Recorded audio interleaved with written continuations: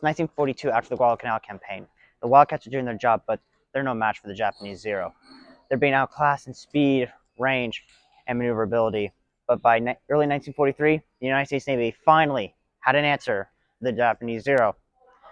With a kill-loss ratio of 19-1, and with over 5,000 enemy planes shot down, it rightfully earned its nickname, the Zero Killer. Ladies and gentlemen, the Grumman F6F Hellcat.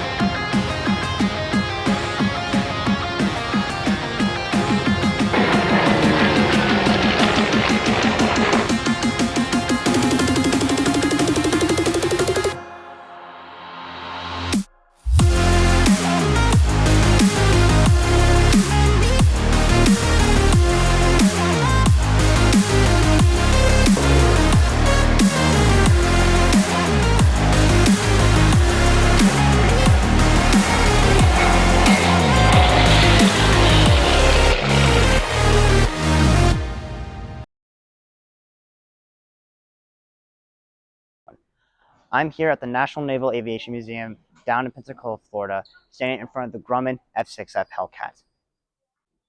The Hellcat journey started in 1938 when the United States Navy was looking for a replacement for its aging F4F Wildcats.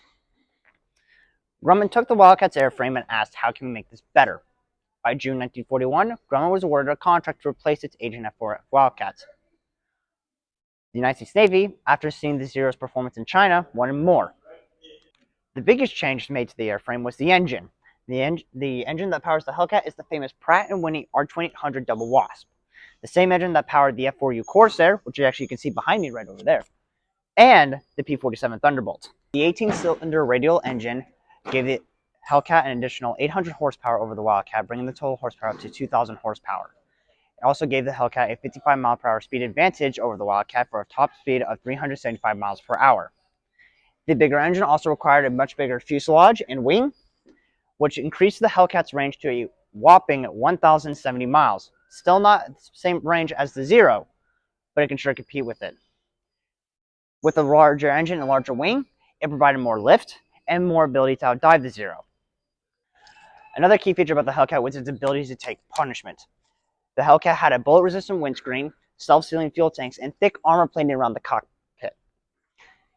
This heavy, rugged construction actually earned Grumman the nickname Ironworks.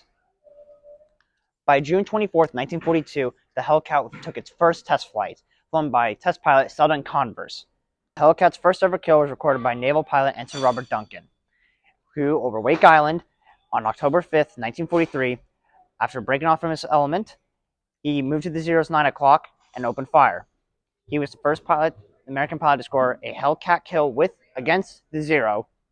He would finish the war with a total of 7. The first Hellcat ace was Lieutenant Junior Grade Hamilton McWhorter, who, over Rabaul, scored a Hellcat kill, making him the first Hellcat ace. He finished the war with a total of 12. After World War II, the F6F Hellcat was used as a naval trainer for Navy pilots and used as a test drone bed for missiles for the upcoming jet age. It would later be retired by the Ugandan Navy in 1960. The Hellcat had the prestige of over 12,000 planes being built, and at some point in time, with 20 planes a day being rolled off the assembly line. The Hellcat had an insane combat record with over 5,000 enemy planes shot down, over 300 aces, and with a kill-loss ratio of 19-1. With the history wrapped out of the way, let's begin the walk-around. With a length of 33 feet, a wingspan of 42 feet, and a height of 13 feet, this was a pretty large airplane for the time. Now, we're going to start over here at the wing. Now, these wings are able to be folded back to create more space on a carrier, so that more planes can be stored. Usually, what happens is with the Hellcat, the wing would be folded upwards, and actually, if this wing was out, it would actually probably be about to right here with the wing fully extended. Right here is the holes for the machine gun. The machine guns are not here right now, unfortunately, but these little dots right here is where the machine guns would be. Just on the other side of the landing gear is the tie down, and right underneath the fuselage would be a either centerline fuel tank or a disposable bomb.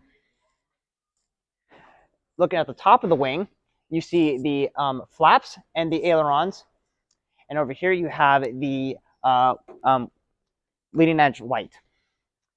Come to the back over here behind the wing. You look up there, you'll see the cockpit, and as well as the stuff you step on the wing with, so you can easily get up there. Here is the elevators.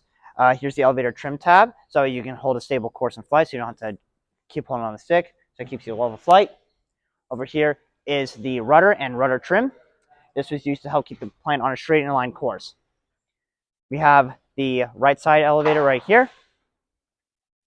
Coming to this side, we have the right wing with the leading edge light and the pitot tube right here. Now on this wing, there would be, if it was a 3N or a 5N, which the N standing for night, there would be a nighttime mounted pod right here that would basically be its eyes in the dark.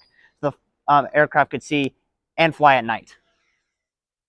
Back over here, we have the gun mounts for the 50 caliber machine guns. Wing movement right here, and the beefy landing gear. This landing gear is beefy because aircraft that are landing on ships have to have beefy landing gear so that they can absorb the shock with a much higher rate of descent. And over here is the right wing tie down.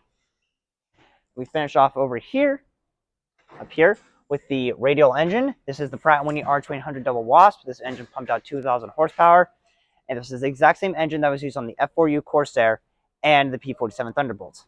And last but not least is the 13-foot diameter propeller. This is a constant speed pitch propeller that allowed the aircraft to maintain a constant speed, and this was connected to the radial engine by right here. Thank you all for watching, and I hope you have a good day.